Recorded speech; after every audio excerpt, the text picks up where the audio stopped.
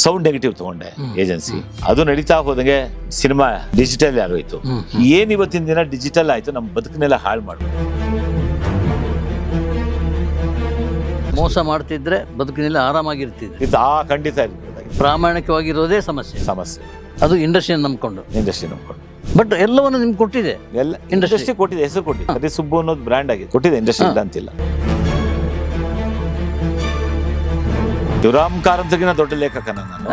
ತೀರ್ಪುಗಾರರು ಬಹಳ ವಾದ ಮಾಡಿದಾರಂತೆ. ಮನೆ ಮಠ ಮಾರ್ಕೊಂಡಿದ್ದಾರೆ. ಸಿನಿಮಾ ಒಂದು ವೇಶ್ಯ ವಾಟಿಕೆ ವೇಶ್ಯ ಬಗ್ಗೆ ಒಂದು ಸಿನಿಮಾ ಮಾಡಿದ್ದಾರೆ. ಅದ್ಭುತವಾದಂತ ಸಿನಿಮಾ ಮಾಡಿದ್ದಾರೆ. ಆ ಕತೆಗಾದ್ರೂ ಅವಾರ್ಡ್ ಕೊಟ್ಟಿದ್ದಾರೆ, ವಿಷಯ ಸಿಗುತ್ತೆ. ಶಿವರಾಮ್ ಕಾರಂತರಿಗೆ ಬಂದಿದೆ, ಜ್ಞಾನಪೀಠ ಬಂದಿದೆ, ಎಲ್ಲ ಬಂದಿದೆ. ಆರಂಭದ ದಿನಗಳಲ್ಲಿ ದರ್ಶನ್ ಏನೋ ದರ್ಶನ್ ಅವ್ರು ಬಂದಿಲ್ಲ. ದರ್ಶನ್ ನಮ್ಮ ಮಗ ಮತ್ತೆ ಅವರ ವೈಫ್ ಬಂದಿದ್ರು. ಬಹಳ ಫ್ಯಾಮಿಲಿಗೆ ಆತ್ಮೀಯರು. ದರ್ಶನ್ ಅವ್ರು ಬಾಗ್ಲಿ ಫಿನಿಶ್ ಆದ್ಮೇಲೆ ಬರ್ತೀನಿ ಅಂತ ಹೇಳಿದ್ರು. ಈ ಬಿಲ್ವಾ ಅನ್ನೋ ಹೆಸರನ್ನ ಕಾಯಂ ಮಾಡಿದ್ದವ್ರೆ. ಓಹೋ, ತುಂಬಾ ಆತ್ಮೀಯ ಸಂಬಂಧ ನಿಮ್ಗೆಲ್ಲ? ಆತ್ಮೀಯ ಸಂಬಂಧ. ಬಟ್ ಈ ತರ ಆದ್ಮೇಲೆ ಅವ್ರು ನೋಡಕ್ಕೆ ಬೇಜಾರಾಯ್ತು. ನನಗೆ ಹೋಗಿಲ್ಲ. ಇಲ್ಲ, ಅವ್ರು ಏನಾದ್ರು ತಪ್ಪು ತಿಳ್ಕೊಳ್ಳಿ. ನಮ್ಮ ಮನಸ್ಸಿನಲ್ಲಿ ಬಹಳ ಇದೆ. ನನ್ನ ಮಗಳು ತುಂಬಾ ಹಚ್ಕೊಂಡಿದ್ಲು. ನನ್ನ ಮಗಳು ಚಿಕ್ಕ ಹುಡುಗಿಯಿಂದ ಅಣ್ಣ ಅಂತ.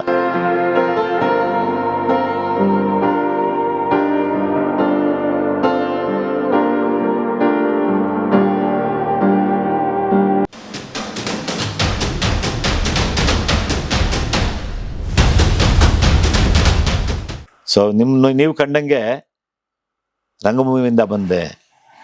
ಮ್ಯಾಗ್ನೆಟಿಕ್ ಟೇಪ್ಸ್ ವ್ಯಾಪಾರ ಮಾಡ್ತಾ ಇದ್ದೆ. ನಾನೊಬ್ಬನೇ ಕಿಂಗು ಕರ್ನಾಟಕದಲ್ಲಿ. ಅದು ಮೆಟೀರಿಯಲ್ ನಿಂತು ಹೋದಂಗೆ ಪ್ರೊಡಕ್ಷನ್ಗಳು ಸ್ಟಾರ್ಟ್ ಮಾಡಿದೆ. ಪ್ರೊಡಕ್ಷನ್ಗಳಲ್ಲಿ ಯಾವುದ್ರಲ್ಲೂ ಕೈ ಹಿಡಿಯಲಿಲ್ಲ. ಮತ್ತೆ ಸೌಂಡ್ ನೆಗೆಟಿವ್ ತಗೊಂಡೆ ಏಜೆನ್ಸಿ. ಅದು ನಡೀತಾ ಹೋದಂಗೆ ಸಿನಿಮಾ ಡಿಜಿಟಲ್ ಆಗೋಯ್ತು. ಏನ್ ಇವತ್ತಿನ ದಿನ ಡಿಜಿಟಲ್ ಆಯ್ತು, ನಮ್ಮ ಬದುಕನ್ನೆಲ್ಲ ಹಾಳು ಮಾಡ್ಬಿಡ್ತು. ಆ ಸಿನಿಮಾ ಲೈನ್ ಹಾಗೆ ಇರುತ್ತೆ, ಸ್ಟುಡಿಯೋ ಹಾಗೆ ಇರುತ್ತೆ ಅಂತ ನಾನು ಕನಸು ಕಟ್ಟಿ ಅಷ್ಟು ಭವ್ಯವಾದ ಸ್ಟುಡಿಯೋ ಕಟ್ಟಿದ್ನಲ್ಲ, ಬಾಲಾಜಿ ಸ್ಟುಡಿಯೋ. ಇವತ್ತಿನ ಡಿಜಿಟಲ್ ಬಂದು ಒಂದು ಅಟ್ಯಾಚ್ಡ್ ಮನೆ ತಗೊಳ್ತಾರೆ, ಬಾತ್ರೂಮ್ ನೋಡಿತಾರೆ, ಎಂಜಿನಿಯರ್ ಕೂತ್ಕೊಳ್ತಾರೆ ಕನ್ಸೋಲ್ ಹಾಕೊಂಡು, ಬೆಡ್ರೂಮ್ ನ ಸ್ಟುಡಿಯೋ ಮಾಡ್ತಾರೆ. ಇವತ್ತಿನ ಕಾನ್ಸೆಪ್ಟ್ ಹಂಗ್ ಬಂದ್ಬಿಟ್ಟು ನಾವು ಕನಸು ಕಟ್ಟಿ ಸ್ಟುಡಿಯೋ ಮಾಡಿದ್ವಲ್ಲ ದೊಡ್ಡ ಅದು ಸ್ಟುಡಿಯೋಗಳು ಇತಿಹಾಸ ಅಳಿಸಿ ಹೋಯ್ತು ಸರ್. ಬಹಳ ನೆನೆಸ್ಕೊಂಡ್ರೆ ಕಣ್ಣಲ್ಲಿ ನೀರು ಬರುತ್ತೆ ನಿಮ್ಗೆ. ಅದ್ಭುತವಾದ ಒಂದು ಮನೆ ಕಟ್ಟಿದ್ದಲ್ಲ ಕತ್ರಗುಪ್ಪೆಯಲ್ಲಿ. ಅದು ಹೋಯ್ತು ಬಿಡಿ, ಸಿನಿಮಾ ಪ್ರೊಡಕ್ಷನ್ ಮಾಡಿ ಹೋಯ್ತು. ಮಣಿ ಸಿನಿಮಾ ಮಾಡ್ತು. ಆವಾಗಲೇ ನಾವು ಭೇಟಿಯಾದ್ದು, ಆ ಮನೇಲಿ ಭೇಟಿಯಾಗಿದ್ದು. ಅವಾಗಲೂ ಭೇಟಿಯಾಗಿದ್ವಿ. ಬನ್ನಿ ಅಂತ ಕರೆದಿದ್ದೆ, ಬಲವಂತವಾಗಿ ಕರೆದಿದ್ದೆ ನಮ್ಮನ್ನ. ಮನೆ ಎಲ್ಲ ನೋಡಿ, ಅಲ್ಲಿ ಕಲ್ಲು, ಈ ಕಲ್ಲು, ಆ ಕಲ್ಲೆಲ್ಲ ಅಲ್ಲಿ. ಆಮೇಲೆ ಯಾವುದೋ ಒಂದು ಕಸ ತಂದು ಹಾಕ್ತಾರೆ ಅಂತೇಳಿ ಅಲ್ಲಿ ಗಣೇಶನ್ ಮಾಡಿದ್ದೆ. ಹೌದು, ಅಷ್ಟೇ. ನಮ್ಮ ದೃಷ್ಟಿಕೋನ ಹೋಗ್ತಾ ಇರುತ್ತೆ, ಮುಂದಕ್ಕೆ ಹೋಗ್ತಾ ಇರುತ್ತೆ. ಅದು ಮಾರಾಟ ಮಾಡಿದಾಗ ಏನಾಗಿತ್ತು? ಅದು ಮನೆ ಮಾರಾಟ ಮಾಡಿದ್ದು 2 ಸಿನಿಮಾ ಬಿತ್ತಲ್ಲ, ನೀಲಾಂಬರಿ ಮತ್ತೆ ಮಣಿ. ಓಕೆ, 1.5 ಕೋಟಿ ಹೋಯ್ತಲ್ಲ. ಸರಿ, ಏನ್ ಮಾಡೋದು, ಮನೆ ಮಾರ್ಬಿಟ್ಟು ಅವಾಗ 4,000 ರೂಪಾಯಿ ಬಾಡಿಗೆ ಮನೆಗೆ ಹೋದೆ. ಮತ್ತೆ ಫಿನಿಕ್ಸ್ ಬರ್ಡ್ ತರ ನೀವೇ ಹೇಳಿದ್ರಲ್ಲ, ನೀವು ಆರ್ಟಿಕಲ್ ಬರ್ದಿದ್ರಲ್ಲ, ಹೇಗಾದ ಕರಿಸು ಅಂತ. ಮತ್ತೆ ಸ್ಟುಡಿಯೋ ಬರೆಯೋಷ್ಟೊತ್ತಿಗೆ ಮತ್ತೆ ನೀವು ಆರ್ಟಿಕಲ್ ಮಾಡಿದ್ರಿ. 2 ವರ್ಷದಲ್ಲಿ ಮತ್ತೆ ಹೇಗೆ ಎದ್ದು ನಿಂತ? 2 ವರ್ಷ. ಹೌದು, 2 ವರ್ಷದಲ್ಲಿ ಎದ್ದು ನಿಂತೇನೆ. ಅಷ್ಟು ಭವ್ಯವಾದ ಸ್ಟುಡಿಯೋ ಮಾಡೋದು. ನನ್ನ ಪ್ರಾಮಾಣಿಕತೆ ಅಷ್ಟು ದೊಡ್ಡ ಸ್ಟುಡಿಯೋ ಮಾಡೋದಕ್ಕೆ ಉಳಿಸ್ತು. ಸ್ಟುಡಿಯೋನಲ್ಲಿ ಟೋಟಲ್ 9.5 ಕೋಟಿ ಹೋಗಿದ್ದು. ಸ್ಟುಡಿಯೋ ಮಾಡಿದ್ಮೇಲೆ ಟೋಟಲ್ ಆಗಿ ನನ್ನ ಮುಟ್ಟಾಳ್ತನದ ವ್ಯವಹಾರದಿಂದ ಸುಮಾರು ನಿರ್ಮಾಪಕರಿಗೆ ಸಾಲ ಕೊಟ್ಟಿದ್ದು, ಆಮೇಲೆ ಸುಮಾರು ನಿರ್ಮಾಪಕರಿಗೆ ಸಾಲ ಕೊಡಿಸಿದ್ದು. ಸಾಲ ಕೊಟ್ಟಿದ್ದು ಅಂದ್ರೆ ಸ್ಟುಡಿಯೋನಲ್ಲಿ ಮಾಡಿದ ಸಾಲ ಕೊಟ್ಟೆ. ನಾನು ಸ್ಟುಡಿಯೋ ಬಿಲ್ ಲಾಸ್ಟ್ ಅಲ್ಲಿ ಸುಮಣ ಅಂತಿದ್ರೆ, ಇಲ್ಲ ಅಂದ್ರೆ ತಗೊಂಡೋಗೋದು, ಚೆಕ್ ತಗೊಳ್ಳೋದು, ಇಟ್ಕೊಳ್ಳೋದು. ಆ ದುಡ್ಡು ಇವತ್ತರೆಗೂ ಬಂದಿಲ್ಲ. ಬೇರೆ ನಮ್ಮ ಫೈನಾನ್ಸರ್ಗಳ ಹತ್ರ ನಾನು ಸಾಲ ಕೊಡಿಸಿದ್ದೆ. ಆ ಸಾಲಗಳು ಅವ್ರು ಕಟ್ದಿರಾ ಅದನ್ನೆಲ್ಲ ನನ್ನ ಮೈ ಮೇಲೆ ಹಾಕೊಂಡು. ನಮ್ಮ ಯಜಮಾನರು ಅನ್ನೋ ಸಿನಿಮಾಗೆ 1,10,00,000 ರೂಪಾಯಿ ಸಾಲ ಕೊಡಿಸಿದ್ದೆ ನನ್ನ ಗೆಳೆಯ ಲಕ್ಷ್ಮೀಪತಿ ಅನ್ನೋರು. ಆತ ಬಡ್ಡಿ ಗಿಡ್ಡಿ ಎಲ್ಲ ಸರಿ 3.5 ಕೋಟಿ ಆಯ್ತು. ಬಡ್ಡಿ ಕಟ್ಕೊಂಡು ಹೋಗಿದ್ದೆ. ಅದೇ ರೊಟೇಷನ್ ಬಿಸ್ನೆಸ್ ಇತ್ತು, ಕಟ್ಕೊಂಡು ಹೋದೆ. ಒಂದು ಫೈನ್ ಡೇ ರಾಜಶೇಖರ್ ಸತ್ತೋಗ್ಬಿಟ್ಟ. ಅವ್ರ ವೈಫ್ ಹೋಗಿ ಕೇಳಿದೆ, ನನಗೇನು ಗೊತ್ತಿಲ್ಲ ಅಂತ. ಆತನ ಚೆಕ್ಸು, ಆತ ಕೊಟ್ಟಂತ ಬ್ಲಾಂಕ್ ಸ್ಟಾಂಪ್ ಪೇಪರು ಎಲ್ಲ ನನ್ನ ನೋಡಿ. ಆ ಟೇಬಲ್ ತೋರಿಸ್ತೀನಿ ಸ್ಟುಡಿಯೋ, ಆ ಟೇಬಲ್ ಅಲ್ಲಿ ಇದೆ. ಅದು ನಿಮ್ಗೆ ಬೇಕಾದ್ರೆ ತೆಗೆದು ತೋರಿಸ್ತೀನಿ. ನನಗೆ ತೆಗೆದು ತೋರಿಸ್ತೀನಿ. 3.5 ಕೋಟಿ ಹೋಯ್ತು. ಬಡ್ಡಿ 1,10,00,000 ಅಸಲು, ಬಡ್ಡಿ 2,40,00,000 ಕಟ್ಟಿದ್ದೆ. ಬಡ್ಡಿ ಹೋಗ್ಲಿ, ಹಸಲು ಯಾಮಾರಿಸ್ಬೋದಾಗಿತ್ತು. ಫೋನ್ ಮಾಡಿದೆ ಅವ್ರಿಗೆ, ಇರಿ ಮಾಡ್ತೀನಿ ಅಂದ್ರು. ಆಮೇಲೆ ವಾಪಸ್ ಫೋನ್ ಮಾಡಿದ್ರು, ಬಡ್ಡಿ ಬೇಡ, ನಾಳೆಯಿಂದ ನಿಮ್ಗೆ ಯಾವಾಗ ಆಗುತ್ತೋ ಅವಾಗ ಅಸಲು ಕೊಟ್ಬಿಡಿ ಅಂತ. ಒಂದು ಪ್ರಾಪರ್ಟಿ ಮಾರಿ ಸಾಲ ತೀರಿಸ್ದೆ.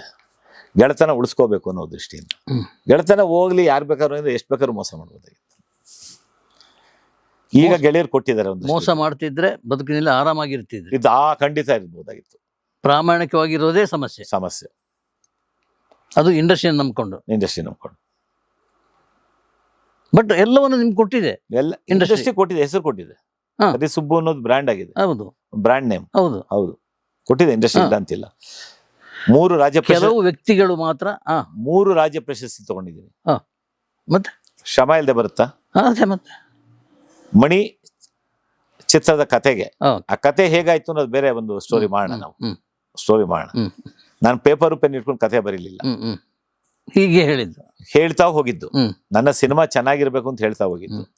ಕೊನೆಗೆ ಯೋಗರಾಜ್ ಭಟ್ರು ಸೂರಿ ಸೇರ್ಕೊಂಡು, ಅಣ್ಣ ನೀವ್ ಹೇಳಿದ ಕತೆನೇ ಆಗಿದೆ, ಟೈಟ್ಲ್ ನಿಮ್ಗೆ ಕೊಡ್ತೀವಿ ಅಂದ್ರು. 5 ಚಿತ್ರಗಳಿತ್ತು. ಶಿವರಾಮ್ ಕಾರಂತರ ಒಂದು ಯಾವ್ದದು ಶಿವಣ್ಣ ಮಾಡಿದ ಸಿನಿಮಾ ಸರ್, ನಾಗಬಣ್ಣ ಅವ್ರು ಡೈರೆಕ್ಟ್ ಮಾಡಿ. ಇಂಥ ಚಿತ್ರ ಅದು. ಅವಿನಾಶ್ ಎಲ್ಲ ಆಕ್ಟ್ ಮಾಡಿದ್ರು. ಜಿ ಇಂದ ಬರುತ್ತೆ, ಸ್ಟಾರ್ಟ್ ಆಗುತ್ತೆ. ಶಿವರಾಮ್ ಕಾರಂತರ ಕಾದಂಬರಿ, ಅದು ಹೆಸರು ಬರ್ತಾ ಇಲ್ಲ. ಆ ಸಿನಿಮಾ ಇತ್ತು ಪೈಪೋಟಿನಲ್ಲಿ. ಶಿವರಾಮ್ ಕಾರಂತರಿಗಿನ ದೊಡ್ಡ ಲೇಖಕನ ನಾನು. ತೀರ್ಪುಗಾರರು ಬಹಳ ವಾದ ಮಾಡಿದಾರಂತೆ. ಮನೆ ಮಠ ಮಾರ್ಕೊಂಡಿದ್ದಾರೆ. ಸಿನಿಮಾ ಒಂದು ವೇಶ್ಯ ವಾಟಿಕೆ, ವೇಶ್ಯ ಬಗ್ಗೆ ಒಂದು ಸಿನಿಮಾ ಮಾಡಿದ್ದಾರೆ. ಅದ್ಭುತವಾದಂತ ಸಿನಿಮಾ ಮಾಡಿದ್ದಾರೆ. ಆ ಕತೆಗಾದ್ರೂ ಅವಾರ್ಡ್ ಕೊಡ್ರಿ, ಅವ್ರಿಗೆ ಖುಷಿ ಸಿಗುತ್ತೆ. ಶಿವರಾಮ್ ಕಾರಂತರಿಗೆ ಬಂದಿದೆ, ಜ್ಞಾನಪೀಠ ಬಂದಿದೆ, ಎಲ್ಲಾ ಬಂದಿದೆ, ಇಲ್ಲ ಅಂತಿಲ್ಲ.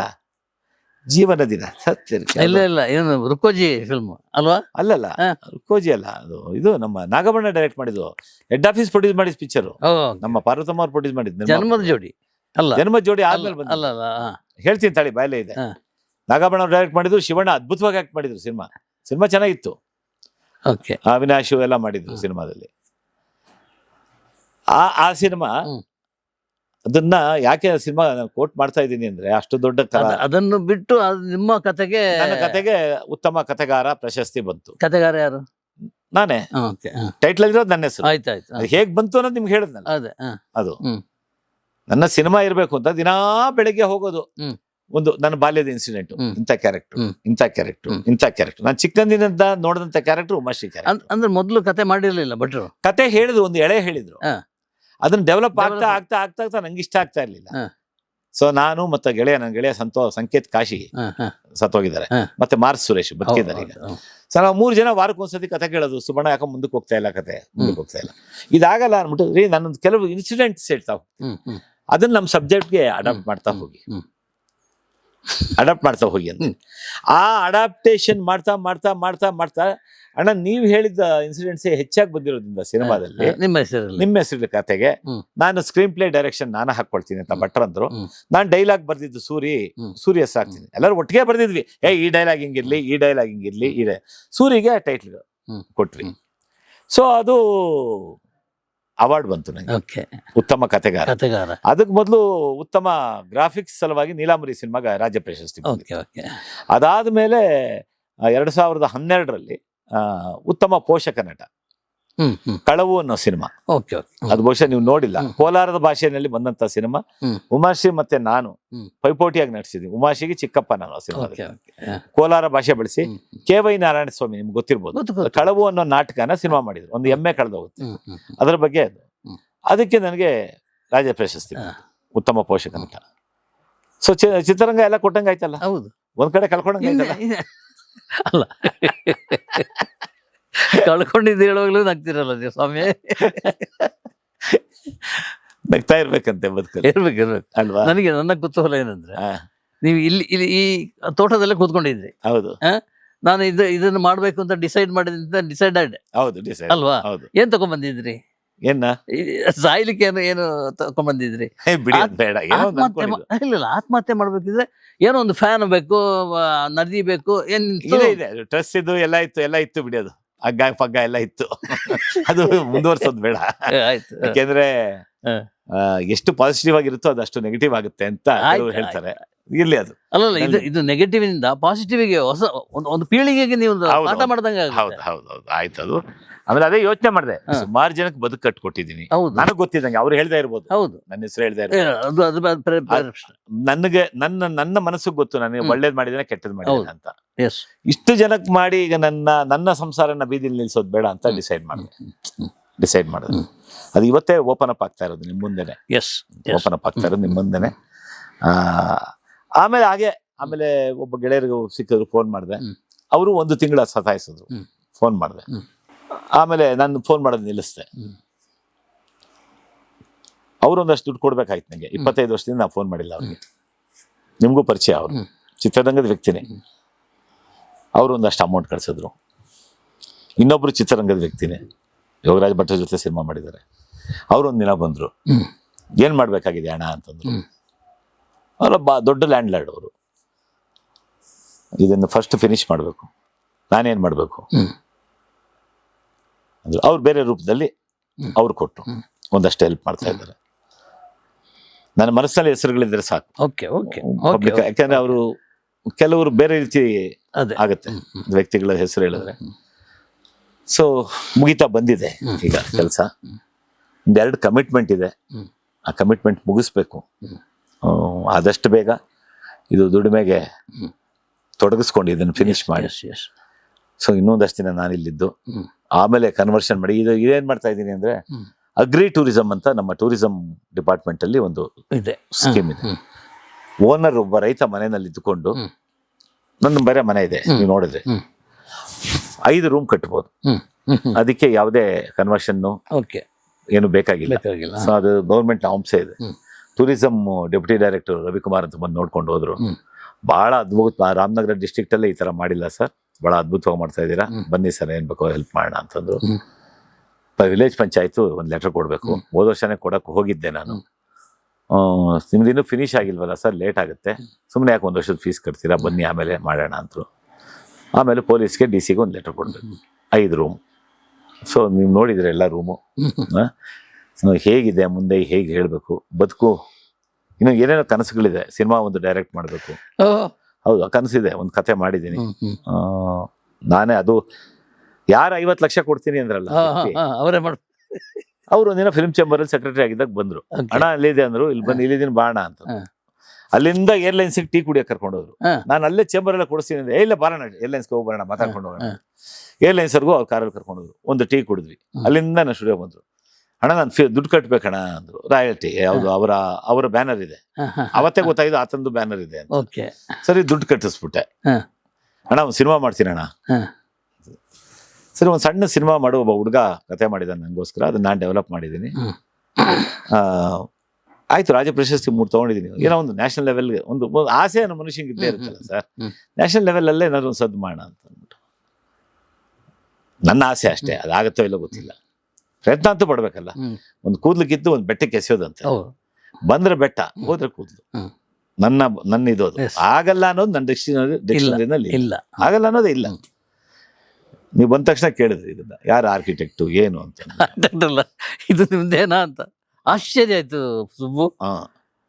ಸಾಧ್ಯನಾ ಈ ಬಂಡೆ ಈ ತರ? ನಮ್ಮ ರಮಾಕಾಂತ್ ಅಂತಿದ್ದಾರೆ, ನನ್ನ ಬೀಗರಿದ್ದಾರೆ, ಇಬ್ರು ಸಿವಿಲ್ ಇಂಜಿನಿಯರ್ಸ್. ಎಷ್ಟು ಆರಂಭದ ದಿನಗಳಲ್ಲಿ ದರ್ಶನ್ ಏನೋ ಬಂದ?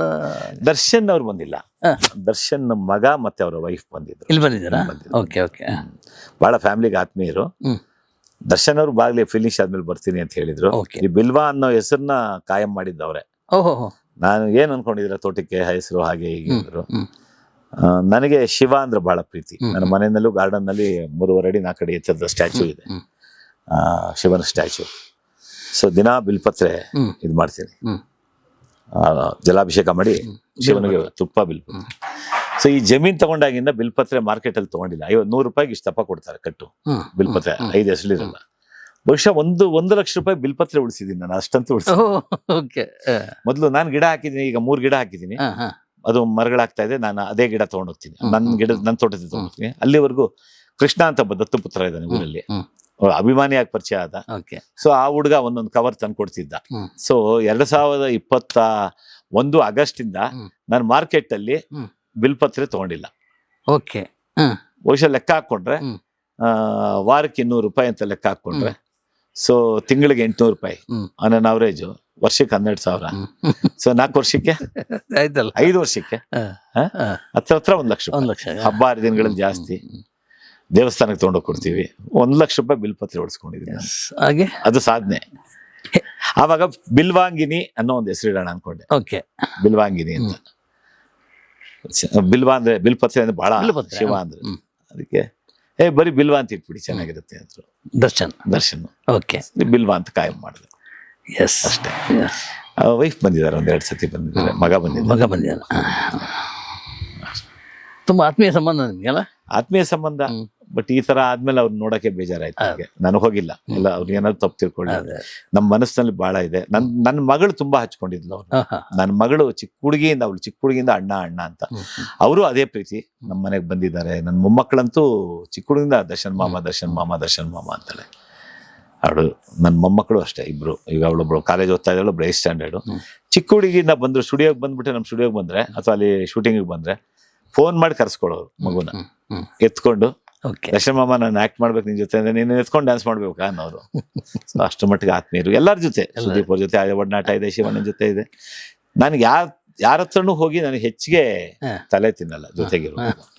ನಾನು ಎಲ್ಲರಿಗೂ ಇಂಡಸ್ಟ್ರಿಯಲ್ಲಿ ಎಲ್ಲರೂ ಬೇಕಾದ್ರೆ ಅದೇ ತರ ಸುದೀಪ್ ಅವ್ರ ಫ್ಯಾಮಿಲಿ ಜೊತೆ ಬಹಳ ಒಡನಾಟ. ಅದು ನನಗಿನ್ನ ಹೆಚ್ಚಾಗಿ ನನ್ನ ಹೆಂಡತಿಗೆ, ನನ್ನ ಮಗಳಿಗೆ ಸುದೀಪ್ ಅವ್ರ ತಾಯಿ ಜೊತೆ ಒಡನಾಟ. ಸ್ವಂತ ಅಮ್ಮನ ತರನೇ. ಯಾಕೆ ನನ್ನ ತಾಯಿಗೆ, ನಮ್ಮ ಅಕ್ಕನ ಮಗಳೇ ನನ್ನ ವೈಫು. ಸೊ ತಾಯಿ ಅಪ್ಪ ಅಮ್ಮ ಇಬ್ರು ಇಲ್ಲ ಅವಳಿಗೆ. ನಮ್ಮ ಅಕ್ಕ ಬಾವ ಇಬ್ರು ತಿರ್ಕೊಂಡಿದ್ದಾರೆ. ಸೊ ಸುದೀಪ್ ಅವ್ರ ಅಮ್ಮ ಅಂತಂದ್ರೆ ಬಹಳ ಪ್ರೀತಿ ಅವ್ರಿಗೆ. ಅವರು ಅಷ್ಟೇ. ನಾನು ಇವತ್ತು ಮೊಬೈಲಲ್ಲಿ ಅಮ್ಮ ಅಪ್ಪ ಅಂತಾನೆ ಹೆಸರು ನಾನು ಫೀಡ್ ಮಾಡ್ಕೊಂಡಿದ್ದೀನಿ. ಸುದೀಪ್ ಅವ್ರ ತಂದೆದು ಅಪ್ಪ ಅಂತಾನೆ ಇದೆ, ಆಮೇಲೆ ಅಮ್ಮ ಅಂತಾನೆ ಇದೆ. ಇವತ್ತು ನಂಬರ್ ತೆಗೆದಿಲ್ಲ. ಸರೋಜಮ್ಮ ಅವ್ರದ್ದು ನಂಬರು ಇವತ್ತು ತೆಗೆದಿಲ್ಲ. ಬೆಳಗಿನ ಜಾವ ಫೋಟೋ ಮೆಸೇಜ್ ಕಳ್ಸೋರು. ನಾನು 4 ಗಂಟೆ ಕಳಿಸಿದ್ರೆ 5 ಗಂಟೆಗೆ IMR ರಿಫರ್. ಚೆನ್ನಾಗಿರಿ ಸುಬ್ಬಣ್ಣ ಅಂತ ಅನ್ನೋರು ಅಷ್ಟೇ. ಅವ್ರ ಅಕ್ಕಂದ್ರು ಅಷ್ಟೇ. ಲಾಸ್ಟ್ ಮೀಟ್ ಮಾಡಿದ್ದು ಅವ್ರ ಅಕ್ಕನ ಮಗನ ಮದುವೆಯಲ್ಲಿ ಸುದೀಪ್ ಅವ್ರು ಮೀಟ್ ಮಾಡಿದೆ. ಮ್ಯಾಕ್ಸ್ ಪಿಕ್ಚರಲ್ಲಿ ಆ್ಯಕ್ಟ್ ಮಾಡಿದ್ದೆ. ಎಲ್ಲಿ ಸಿಕ್ಕರು ಆತ್ಮೀಯಾಗಿ ಮಾತಾಡ್ತಾರೆ. ನನ್ನ ಸ್ಟುಡಿಯೋ ಇರೋವರೆಗೂ ಭಾಳ ನನ್ನ ಸ್ಟುಡಿಯೋದ ಕೆಲಸ ಮಾಡ್ತಿದ್ರು. ನಡೀತಾ ಇದೆ ಜೀವನ ಹೀಗೆ. ಭಟ್ರು ಕುಲದಲ್ಲಿ ಕೀಳಾವುದು ಸಿನಿಮಾ ಅವ್ರದ್ದೇ ಕತೆ. ನಂಗೆ ಕ್ಯಾಸ್ಟ್ ಮಾಡಿದ್ರು, ಮಾಡಿದೆ. ಸಿನಿಮಾ ಅನ್ಕೊಂಡಿದ್ ಮಟ್ಟಕ್ಕೆ ಹೋಗ್ಲಿಲ್ಲ. ಎಲ್ಲಿ ಸಿಕ್ಕರು ಮಾತಾಡ್ತಾರೆ. ಇನ್ನೂ ಅವರು ನನಗೋಸ್ಕರ ಅಂತ ಒಂದು ಪಾತ್ರ ಬರೆದಿಲ್ಲ. ಸೂರ್ಯ ಆಗ್ಲಿ ಭಟ್ರಾಗ್ಲಿ ಆ ಕೊರಗಿದೆ. ಏನು ಮಾಡೋಕ್ಕಾಗಲ್ಲ. ನನಗೋಸ್ಕರ ಅಂತ ಬಿಳಿ ಪೆನ್ನಲ್ಲಿ ಕರಿ ಬಣ್ಣದಲ್ಲಿ ಒಂದು ಪಾತ್ರ ಅಂತ ಬರೆದು ಮಾಡಿದ್ರೆ ಅವ್ರಿಗೆ ಆ ಕೆಪಾಸಿಟಿ ಇದೆ. ನನಗೆ ಅವ್ರು ಬರೀಲಿಲ್ಲ ಅನ್ನೋದಕ್ಕೂ ಒಂದು ಕೊರಗಿದೆ. ಸೂರ್ಯ ಮಾಡಿದಂಥ ಸಿನಿಮಾಗಳಲ್ಲಿ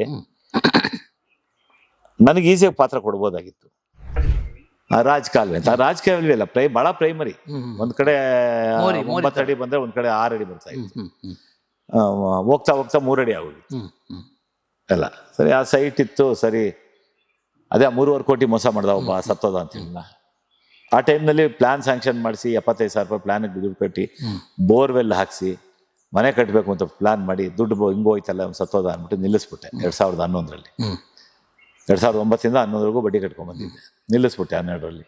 ಆ ಸೈಟ್ ಸೇಲ್ ಮಾಡಬೇಕು ಅಂದರೆ 2015 ಮೇಲೆ ಈ ಕೆರೆಗಳ ದಂಡೆಗಳಿಂದ 100 ಮೀಟರ್ ಇರಬೇಕು, 150 ಮೀಟರ್ ಇರಬೇಕು, ಮೋರಿಯಿಂದ 15 ಮೀಟರ್ ಇರಬೇಕು, ಈ ಥರ ಎಲ್ಲ ಒಂದು